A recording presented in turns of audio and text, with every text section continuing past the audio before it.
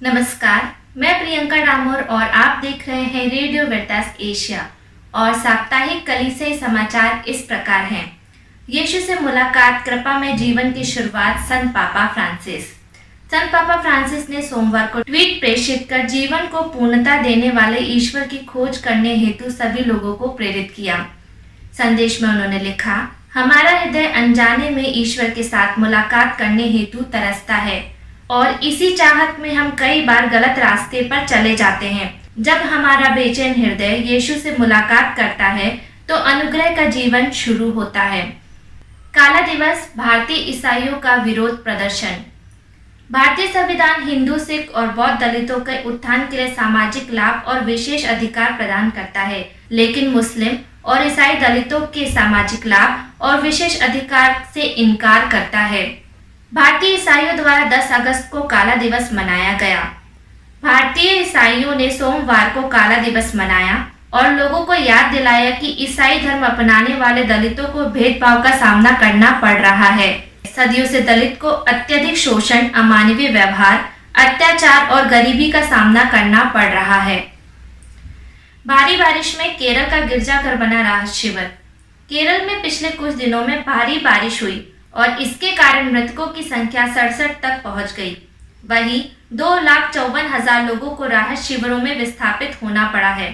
केरल के कोझिकोड जिले में एक गिरजाघर को सैकड़ों लोगों के लिए एक अस्थायी राहत शिविर में बदल दिया गया है। ज्यादातर आदिवासी ककायम की पहाड़ी में एक भूस्खलन के बाद वहां शरण लिए हुए थे। प्रभावित लोगों को कोझिकोड शहर से लगभग 60 किलोमीटर उत्तर पूर्व के ककायम के पास संत जोसेफ गिरजाघर करिया थुबरा में चले गए हैं। लोग दिन के दौरान खुले में और रात में ऊपर के कमरों में सोते हुए दिखाई दे रहे हैं। वर्तमान में लगभग 60 लोग गिरजाघर में रखे गए हैं। उत्तर प्रदेश के बुलंदशहर में छेड़खानी के दौरान छात्रा की मौत। उत्तर प्रदेश के बुलंदशहर में एक बहुत ही दुखद घटना सामने आई है। गरीब परिवार की एक होनहार लड़की सुदीक्षा भाटी 3 करोड़ 86 लाख की स्कॉलरशिप पाकर अमेरिका में पढ़ने वाली लड़की कोरोना के चलते वापस भारत लौटी थी, लेकिन छेड़खानी से बचने के दौरान सड़क हादसे में सुदीक्षा भाटी की मौत हो गई। यह घटना सोमवार को घटित हुई। बताया जा रहा है कि जब सुदीक्षा अपने मामा से मिलने के लिए अपने चाचा के साथ सिकंदराबाद जा रही थी, तभी बुलेट सवार 2 युवक स्कूटी पर जा रही सुदीक्षा के साथ छेड़छाड़ कर रहे थे। उसी दौरान हादसे में सुदीक्षा गिर गई और उसकी मौत हो गई। व्यक्ति के प्रति विकृत दृष्टिकोण न रखे संत पापा फ्रांसिस। पोप फ्रांसिस ने 12 अगस्त को ट्वीट संदेश में कोरोना वायरस के साथ साथ अन्य बीमारियों को भी दूर करने का आह्वान किया। पोप फ्रांसिस ने संदेश में कहा, कोरोना वायरस न केवल एक मात्र बीमारी है जिससे लड़ना चाहिए, बल्कि इस बीमारी ने वृहद सामाजिक बीमारियों पर प्रकाश डाला है। उनमें से एक है व्यक्ति के प्रति विकृत दृष्टिकोण, एक परिप्रेक्ष्य जो व्यक्ति की गरिमा एवं उसके सापेक्ष चरित्र को अनदेखी करता है। कलीसियाओं की विश्व परिषद ख्रिस्तीय एकता वर्धक वार्ता आंदोलन युवाओं के योगदान को याद कर रहा है।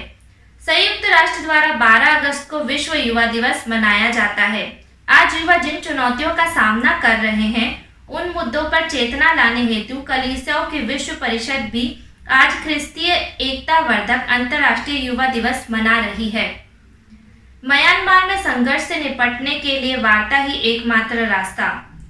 केंद्रीय शांति सम्मेलन 21वीं शताब्दी के पंगलोन का चौथा सत्र 19 अगस्त से शुरू होने वाला है। सम्मेलन के पूर्व प्रेषित एक संदेश में यंगोन के महाधर्माध्यक्ष कार्डिनल चार्ल्स मोंगबो ने कहा कि संवाद के अलावा कोई दूसरा रास्ता नहीं है। हम सभी युद्ध के कारण क्षतिग्रस्त हैं, कोई नहीं जीत रहा है। इसी प्रकार साप्ताहिक कलीसियाई समाचार समाप्त हुए। नमस्कार।